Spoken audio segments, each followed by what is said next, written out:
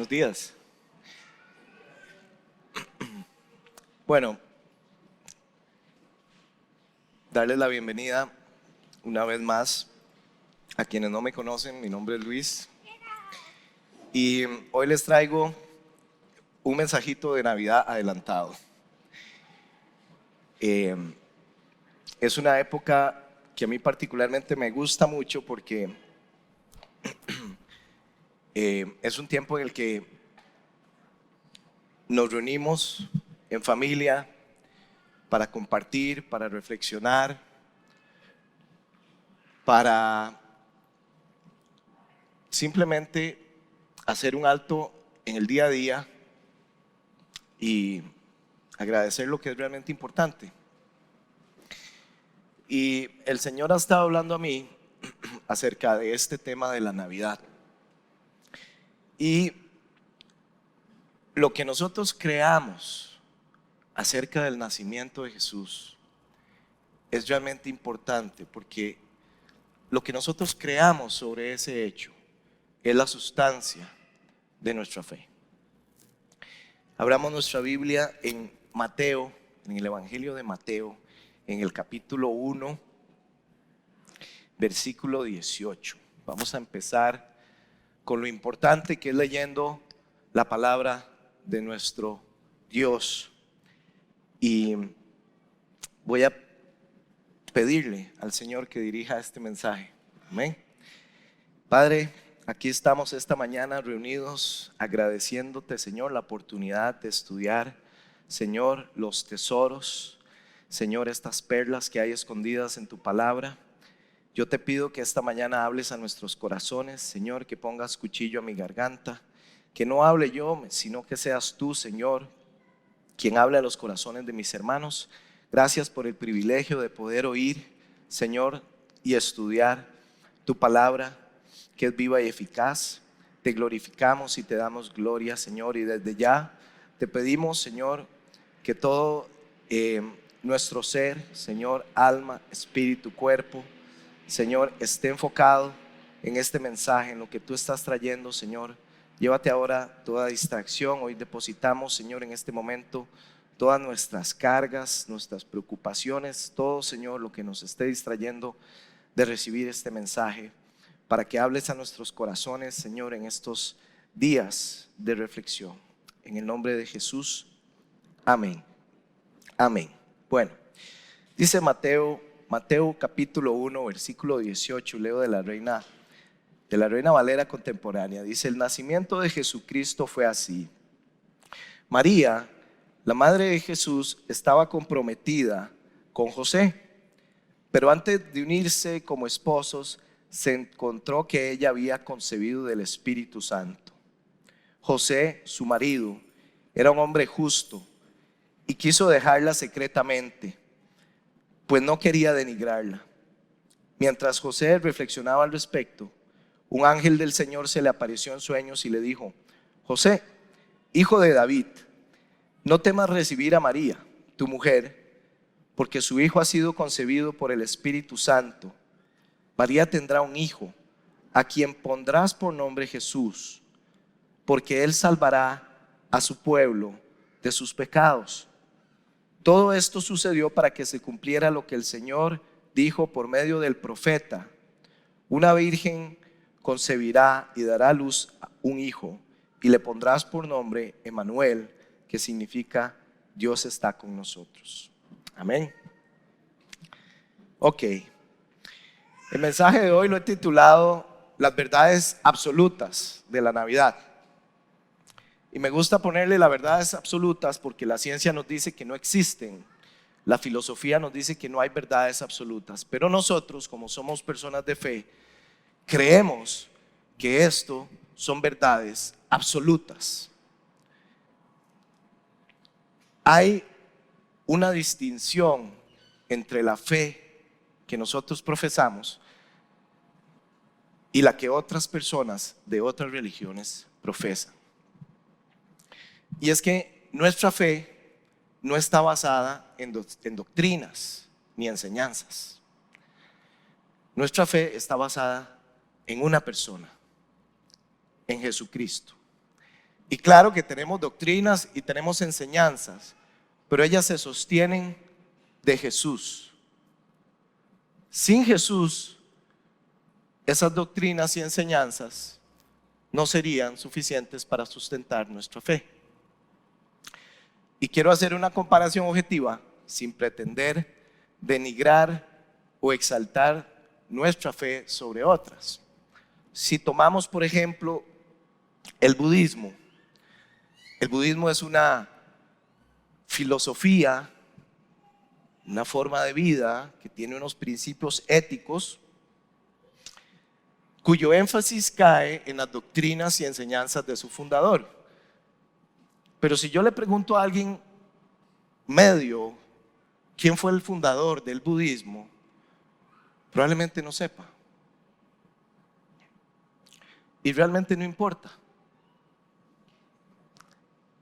Usted puede practicar budismo sin importar quién fue el que lo fundó, porque lo que importa son las enseñanzas y las doctrinas que ellos creen. ¿Sí? Síganme en este punto.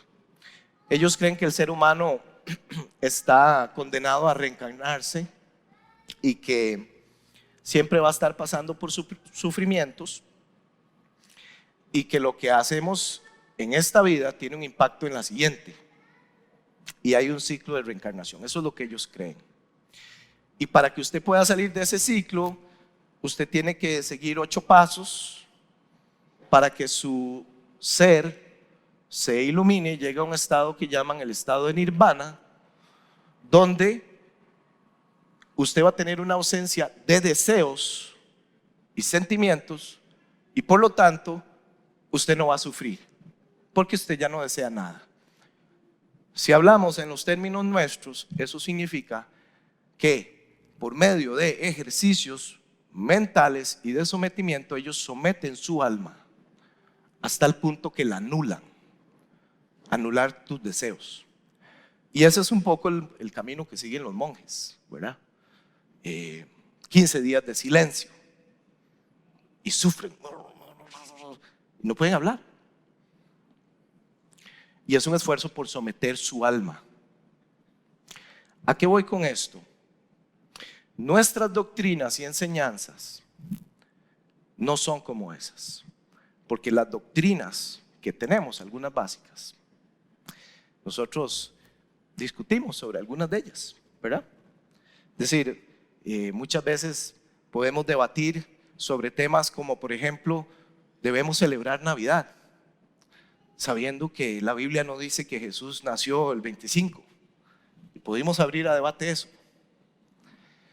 Podemos debatir sobre si el rapto sucederá antes o después o en el medio de la tribulación, y hay diferentes interpretaciones, y podemos discutir ampliamente de eso, y podemos debatir sobre si debemos congregarnos los sábados o los domingos. Podemos discutir sobre el divorcio. Si usted quiere poner a los hermanos a pelear, toque ese tema, el divorcio y volverse a casar. Hay muchas doctrinas sobre las que podemos debatir, pero en mi experiencia, en mi caminar, me he dado cuenta que al final del día, al final de todo, cuando estemos parados ante nuestro Señor en el juicio, no nos van a hacer un examen de teología ni de doctrinas. Lo que Él nos va a preguntar es: ¿qué hiciste con Jesús? ¿Le creíste? ¿Y tuviste fe en Él? Porque yo puedo creer en las enseñanzas de Jesús, pero puedo no creer que Él fue quien dijo que fue. Y eso es una fe vacía. Y si ustedes van a la nueva era, un poco lo que ellos hacen es decir: no, Jesús fue un líder importante y sus enseñanzas son buenas, son positivas. Nosotros creemos en Él y creemos que todo lo que Él dijo es bueno. Pero cuando lo llevamos a donde dice: y cuando Él dijo que Él es el camino, la verdad y la vida, bueno, es que hay que ver, porque es que eso, de verdad, o sea, hay que ver ahí, porque eso lo escribieron humanos, o sea, realmente no se sabe si lo dijo, ¿no? Y empiezan a atacar la escritura, ¿verdad? Pero es parte del movimiento de la nueva era, ¿verdad? Abrazar todo en un relativismo. Algunas cosas sí, algunas cosas no. Y nuestra fe es distinta, les decía, al budismo, al hinduismo, al taoísmo, inclusive al islam, porque sus fundadores, sus líderes, no son relevantes. No hay registro de dónde nació Mahoma o cómo nació, y no lo quiero denigrar, pero eso no es importante para ellos. No importa a dónde nació o murió Buda, lo importante fue lo que él dijo. Pero para nosotros el nacimiento de Jesús es importante. Y quien dijo que Él es sumamente importante. Y por eso Navidad es una fecha importante. Porque al final del día, cuando estemos ante nuestro Dios, no va a importar si usted se congregaba el sábado o el domingo. Lo que importó es si usted adoraba en verdad, ¿sí o no? No importa si usted hablaba en lenguas, pero si usted puede venir aquí a hablar en lenguas y que no haya intérprete, lo que usted quiera, podemos debatir sobre eso. Pero si usted no habla sobre el amor de Jesús a sus amigos en español, no importa si usted habla lenguas o no las habla. ¿Me va a entender? Así que hoy quiero que examinemos estas verdades absolutas que les comento, porque todos tenemos esta imagen hermosa, linda, de un niño que nace en un pesebre.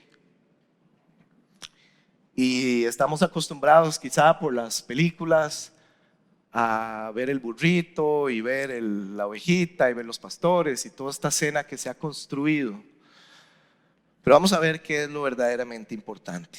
La primera verdad absoluta, que no es negociable para nosotros como cristianos, es la milagrosa concepción de Jesús. La milagrosa concepción de Jesús. Ese es un hecho histórico que no está abierto a debate y sobre el cual nosotros no podemos ni siquiera abrir la oportunidad de discusión. Es un hecho que creemos en fe y que tenemos testigos en la Escritura. El nacimiento de Jesús de una virgen no es una mera doctrina, es una verdad absoluta. Y ustedes me dirán, bueno, Luis, pero hay algunos estudiosos que dicen que biológicamente es imposible. Sí, y por eso Lucas dice que para lo que es imposible para el hombre es posible para Dios. Amén. Y Mateo y Lucas en sus evangelios indican y señalan la consternación que tenía María, porque cuando el ángel visita a María, dice la palabra que ella quedó totalmente turbada, es la palabra, confundida por el tipo de mensaje que ella estaba recibiendo. Y cuando José se da cuenta, también queda confundido. Él tiene que apartarse humanamente y procesar lo que está sucediendo. Ahora, usted me dirá, bueno, Luis, ¿por qué es esto importante? Bueno, es importante porque si María y José hubiesen tenido una relación íntima, de la cual engendraron a Jesús, eso significaría que Jesús no es o no era quien dijo que era, porque su sangre sería exactamente igual a la nuestra. Jesús fue 100% humano porque se hizo carne, pero fue concebido por poder del Espíritu Santo. Y eso marca una diferencia. Eso nos muestra que Él no era terrenal, era del cielo. Por eso Pablo dice en 1 Corintios 15:47, el primer hombre era polvo de la tierra, el segundo hombre del cielo. Su nacimiento de una mujer lo identifica como un humano. Y dice Juan que en el principio era Dios y que Dios estaba con la palabra y que Dios era la palabra. Jesús estaba antes de la creación.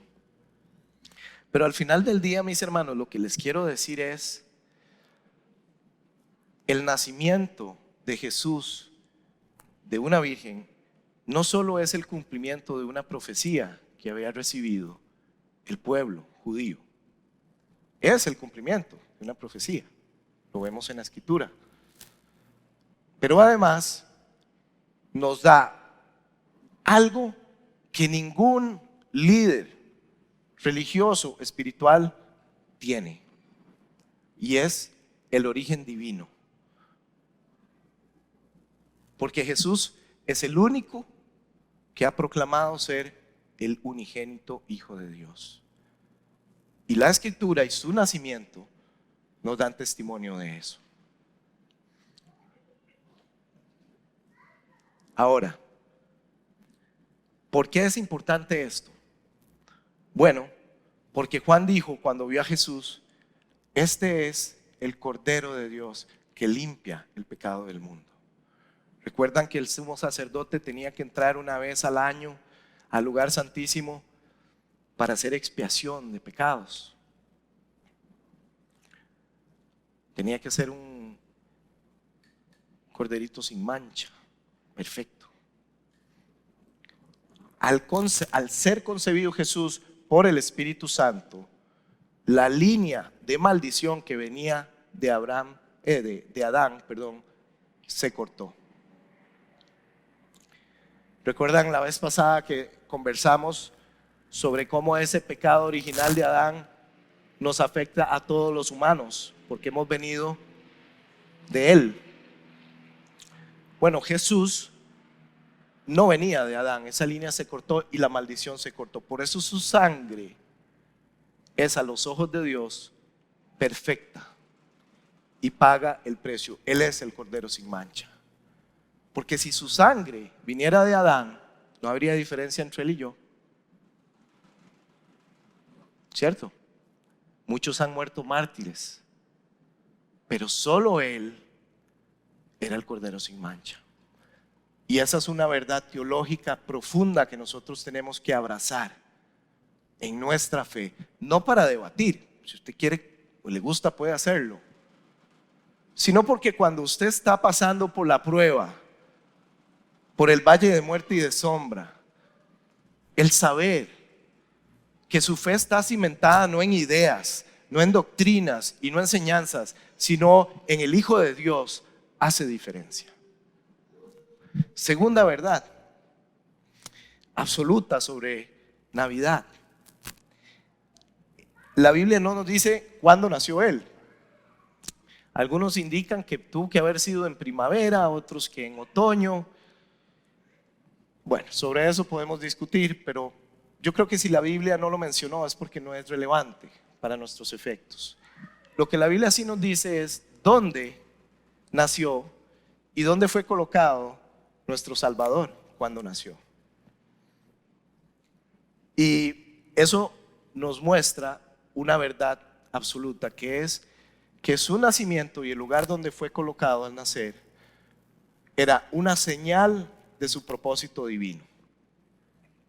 En Lucas 2 se nos relata que José, por ser descendiente, Augusto César había emitido un decreto diciendo que tenía que hacerse un censo por todo el mundo para saber cómo estaba el reino, o más bien el imperio romano. Y eso llevó a que José, que era descendiente de David, tuviera que viajar de Nazaret, un pueblito de Galilea, hasta Belén. Y si ustedes lo ven en el mapa, es tremenda caminada, ¿verdad? Bajaron bastante para inscribirse en ese censo y ser registrados. Y dice en Lucas, eso es en Lucas 2, que cuando ellos ya estaban ahí, dice, se cumplió el tiempo de que ella diera a luz, y allí tuvo a su hijo primogénito y lo envolvió en pañales y lo acostó en un pesebre porque no había lugar para ellos en el albergue.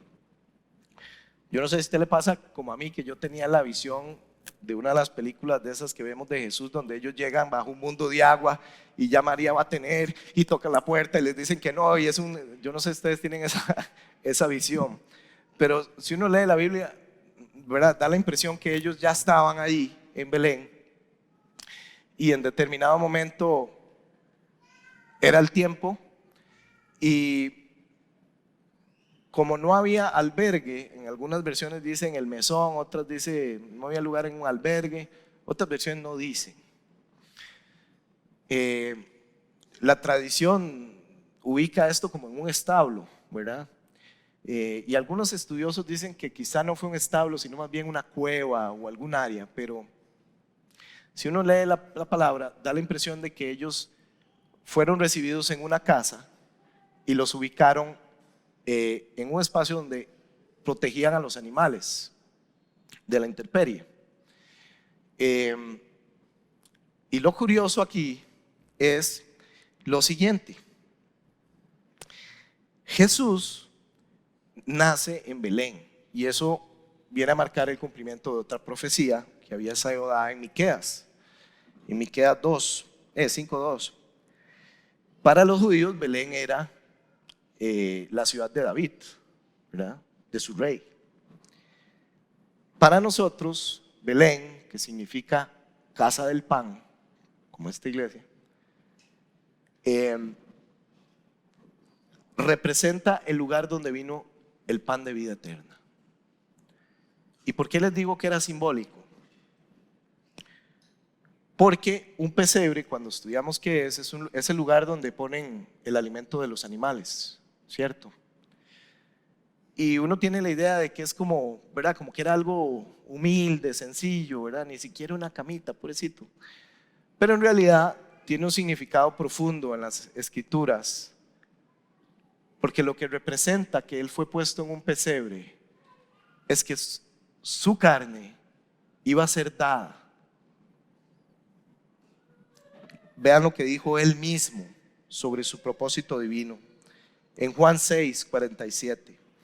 De cierto les digo, el que cree en mí tiene vida eterna. Yo soy el pan de vida.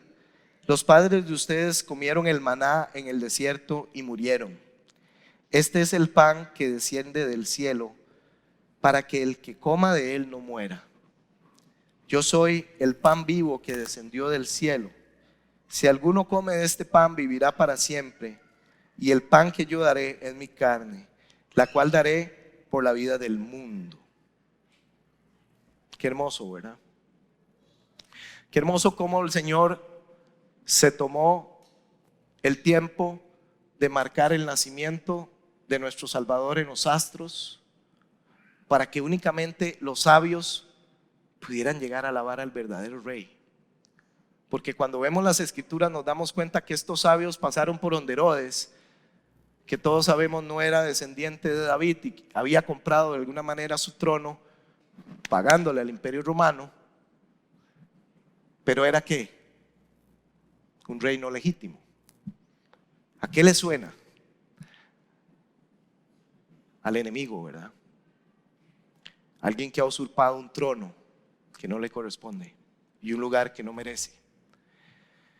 Y los reyes y los sabios de Oriente pasan por donde él, pero son llevados hasta donde nació Jesús para darle oro, que todos sabemos está relacionado con su condición de rey, su condición de realeza o de majestad del reino de los cielos, del cual él vino a predicar. Le llevaron incienso, que estaba relacionado con su sacerdocio real, su servicio divino de expiación por todos nosotros, y le llevaron mirra, precisamente porque su cuerpo iba a ser embalsamado, mutilado, porque él iba a morir por nosotros. Ese hermoso niño que nació ahí cambió nuestra historia. Y cuando les digo que nuestra fe no se basa en doctrinas, es porque esto es un hecho histórico que sustenta toda la doctrina y todas las enseñanzas de Jesús. Si nosotros no creemos que Él es el Hijo del Dios viviente, no tenemos sustento en nuestra fe. Y déjeme decirle que eso es un conocimiento que viene dado por revelación. Recordamos cuando estaba Jesús con sus discípulos y les dijo, y le dijeron, y les dijo él: ¿y ustedes quién dicen que soy? Y Pedro, casi como si lo estuviera conociendo de una forma diversa, le dice: tú eres el Cristo, el Hijo del Dios viviente. Pedro ya había caminado un tiempo con Jesús, pero en ese momento particular a él se le revela quién es. ¿Quién es Jesús? Es casi como si lo conociera de nuevo y lo viera con otros ojos, con otro filtro. Y él dijo: tú eres el Cristo, el ungido de Dios, el Hijo del Dios viviente. Y hoy yo quiero pedirle al Señor que nos abra los ojos a esta revelación. ¿Sabe? Porque nosotros conocemos a Dios por revelación. Porque Él escogió revelarse por medio de Jesús, siendo Él la imagen del Dios invisible. Él escogió un plan de salvación que implicaba poner a prueba todo lo que nosotros aún hoy en día consideramos normal, posible, no posible. Pero no hay ninguna otra religión, filosofía en la que su líder, su fundador, sea como el nuestro. Y en eso nuestra fe es distinta. Por eso nosotros a la hora de la hora, cuando pasamos por el valle de muerte y sombra, no recurrimos a doctrinas. Ahí no importa cuándo me congrego, ahí lo que importa es quién es Él. Porque ahí levanto mis ojos y digo: Señor, tú eres el Hijo de Dios. Señor, tú viniste a cumplir la promesa que nos hizo nuestro Señor de salvarnos. Entregaste tu vida, limpiaste. ¿Para qué? Para hacer lo que había profetizado Isaías, el príncipe de paz. Y no para traer paz al mundo, como podríamos entendernos, sino para traer paz entre nosotros y Dios, porque antes de Él no había paz entre el hombre. Pero nosotros tenemos la paz absoluta de venir aquí cada domingo y entrar y decirle: Señor, aquí estamos. Padre, en el nombre de Jesús, tú conoces mis pecados. Todos somos pecadores. Y lo maravilloso y lindo del nacimiento de Jesús es que Él comprende todas nuestras luchas. Él sabe todas nuestras preocupaciones, porque Él se hizo semejante a nosotros. Y mientras Dios nos daba la salvación,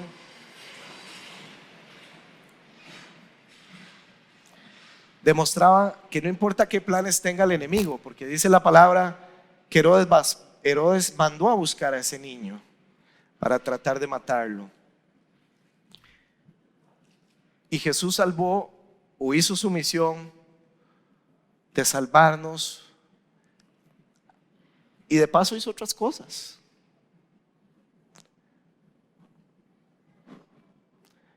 Y Él mismo dijo: yo soy el Hijo de Dios. Y Jesús dijo que hay 3 testigos. 1, su Padre, que dio testimonio de Él. 2, sus obras, que le fueron dadas por su Padre para dar testimonio de que Él era el Hijo de Dios.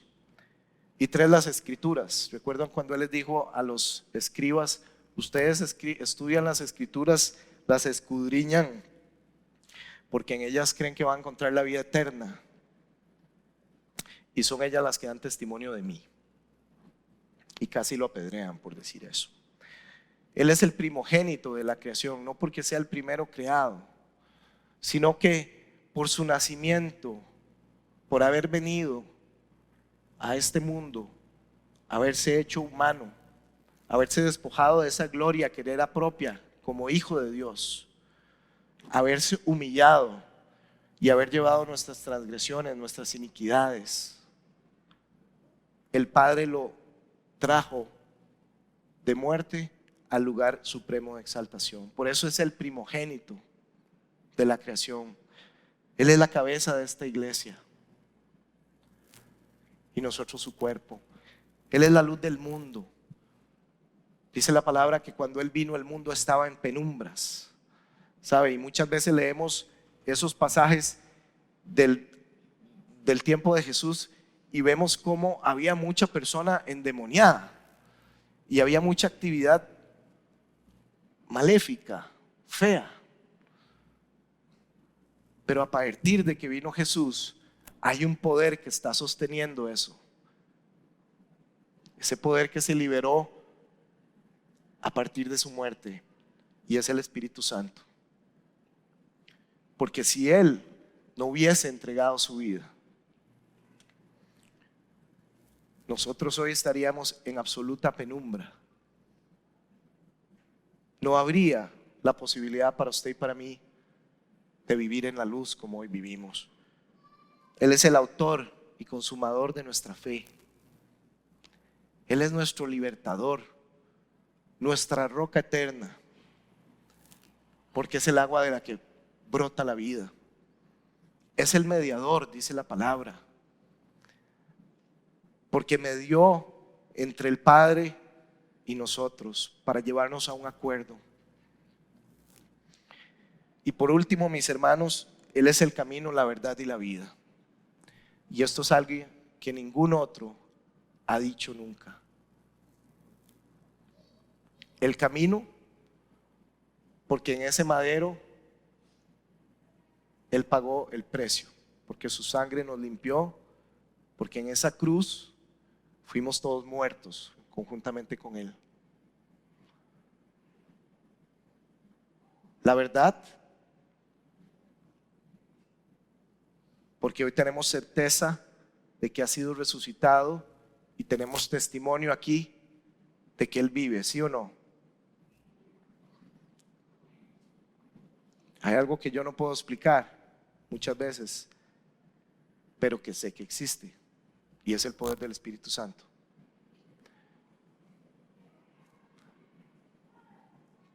¿Sabe? Ese es el verdadero significado de la importancia de la Navidad. No es salir en carrera a ver qué regalo, la cena, la decoración, las luces, el arbolito. No es eso. Todo el propósito del mensaje de hoy es invitarnos, y me incluyo, a vivir una Navidad distinta. Una Navidad de reflexión de lo que Él hizo por nosotros. Porque cuando vienen los tiempos difíciles, yo vuelvo a ver a María y a José y me alimento de su vida, de su testimonio. Porque cuando recibimos promesa de Dios, cierto no que muchas veces el camino es como el de ellos. Recibimos una palabra, tenemos una promesa, hemos orado, hemos clamado a Dios, pero las cosas no son como pensábamos. ¿Sabe? Y cuando Dios nos bendice, también nos da responsabilidad. Cada bendición que Dios nos va a dar implica una responsabilidad muy grande. Muy grande. María, bendita entre todas las mujeres porque tuvo la posibilidad única de tener en sus brazos a Jesús, de verlo crecer. Tuvo la dicha y el gozo de ver ese niño crecer, dice la palabra, en favor con Dios y con los hombres, porque era del cielo. Pero eso no significó que no pasara por momentos de incertidumbre y de temor, por momentos en los que no parecía tener sentido lo que su Dios estaba haciendo, donde lo que aquel ángel le había dicho y aquella alabanza que produjo en ella el saber que iba a dar a luz al Salvador del mundo, cuando ella empezó a ver cómo se desarrollaban los hechos, no tenía mucho sentido. Y muchas veces Dios nos va a dar esa promesa en lugares ocultos, en lugares donde nosotros no esperábamos. Esa bendición va a venir de una forma en la que usted ni yo nos imaginábamos. Y como siempre les digo, si usted se la imaginó, ya así no es. Si usted hoy está esperando un cambio en su vida, que el Señor responda una oración,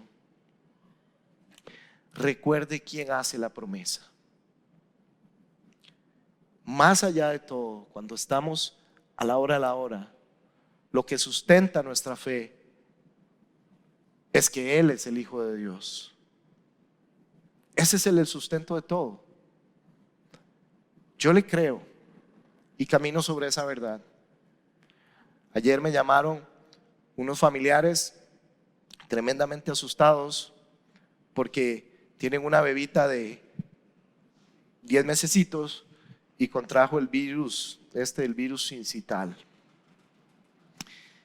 Y van camino al hospital de niños porque no está oxigenando bien, tiene un cuadro de bronquitis complicado. Inmediatamente les dije, voy a orar.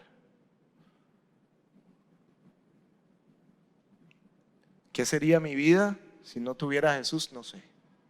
Desesperación, temor, angustia, soledad, impotencia. Pero en ese momento nos paramos en la brecha. Padre celestial, en el nombre de Jesús, esa niña, esa bebé está en tus manos. Y empezamos a clamar por esa pequeñita para que no la internaran, para que oxigenara, para que no se complicara.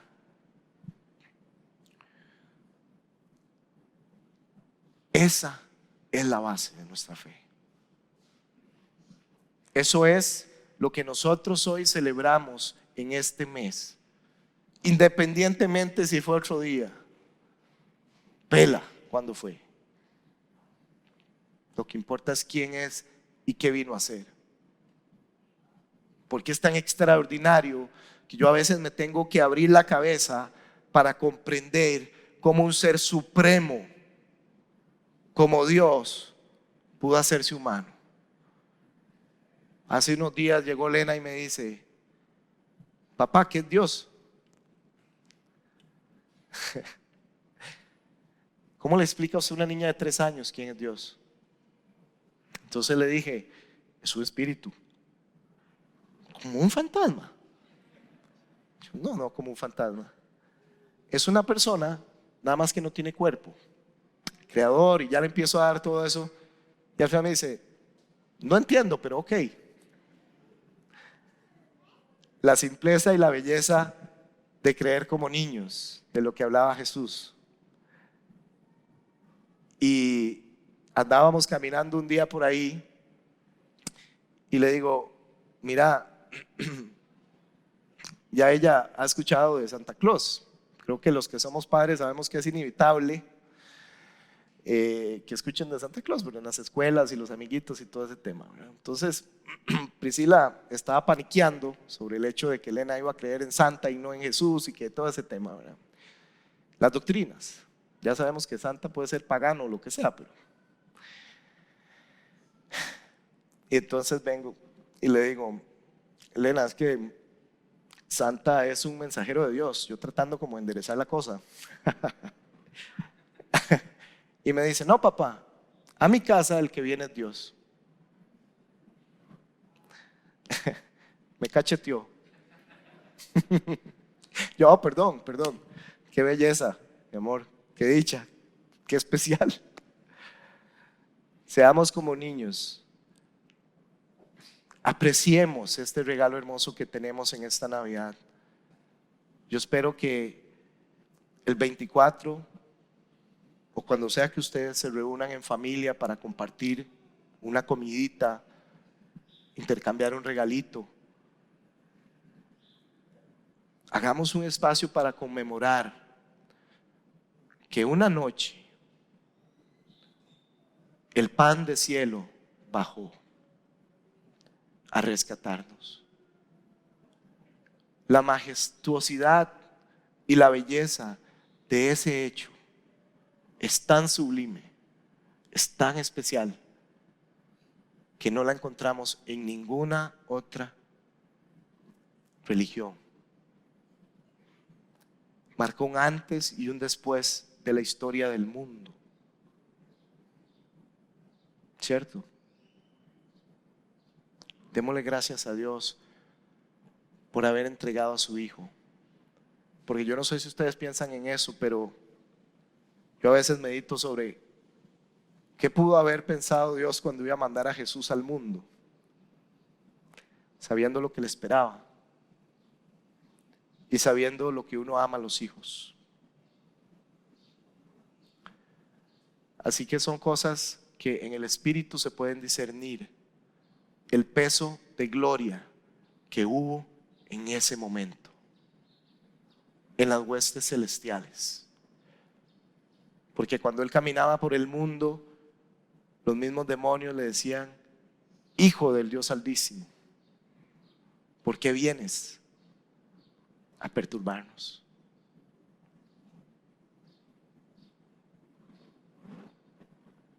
Amén.